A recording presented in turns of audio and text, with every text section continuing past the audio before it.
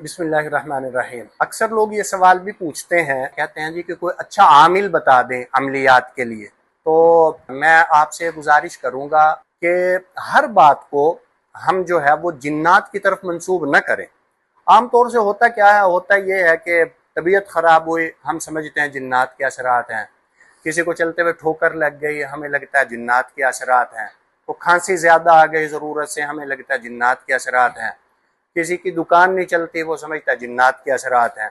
देखिए मेरे भाइयों, जिन्नात को बहुत से काम हैं, उनका सिर्फ ये काम नहीं है जो मैंने गिनवाए हैं। जिन्नात हक हैं, अल्लाह ताला की मखलूक हैं। अल्लाह के हुक्म से वो जो भी अल्लाह ताला उनके ज़िम्मे काम लगाते हैं वो सर अंजाम देते हैं, और वो अल्लाह की मखलूक है, हक हैं, उनके असरात भी हक हैं। और शरीयत में बहुत सी चीज़ें उनके इलाज के लिए मौजूद भी हैं, और सही तरीक़ा इलाज भी मौजूद है, वो भी करना चाहिए। और कुरान करीम की आयत के ज़रिए, दम के ज़रिए इलाज करना सुन्नत भी है, करना भी चाहिए।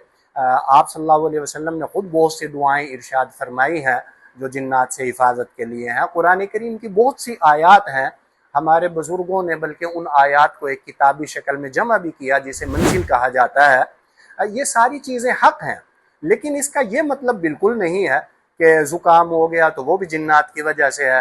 अगर चलते चलते ठोकर लग गई वो भी जिन्नात की वजह से है। अब चलते चलते जो है वो पंखा बंद हो गया, ज़ाहिर है मशीन ख़राब हो गई तो वो भी जिन्नात ने बंद किया है। इसका ये भी मतलब नहीं है, तवाहुम परस्ती से भी शरीयत ने मना किया है। बाकी रह गया कि अच्छे आमिल, देखें जो शरीयत के मुताबिक इलाज करते हैं वो तो ज़ाहिर है अच्छे हैं, और उन्हीं की रहनुमाई में चलना चाहिए। बाकी जो आम आजकल आमिलीन हैं, अमलियात करते हैं, वो तो इसी तरह के होते हैं। आप जाएंगे, आपको किसी न किसी तरफ लगा देंगे, कोई ना कोई बात ऐसी सी कर देंगे, कुछ का वहम दूर हो जाएगा, कुछ का वहम बाकी रहेगा, वो दूसरे आमिलीन के पास चले जाएंगे। तो इसलिए मैं आपसे गुजारिश करूँगा कि वाक़यातन जो माहिर आमिलीन हैं उनकी तरफ तो आप रुजू करें, लेकिन ये जो अमलियात की जगह जगह दुकानें खुली हुई हैं ना, इनसे इज्तिनाब करें। अल्लाह ताला तौफीक अता फरमाए। अस्सलाम।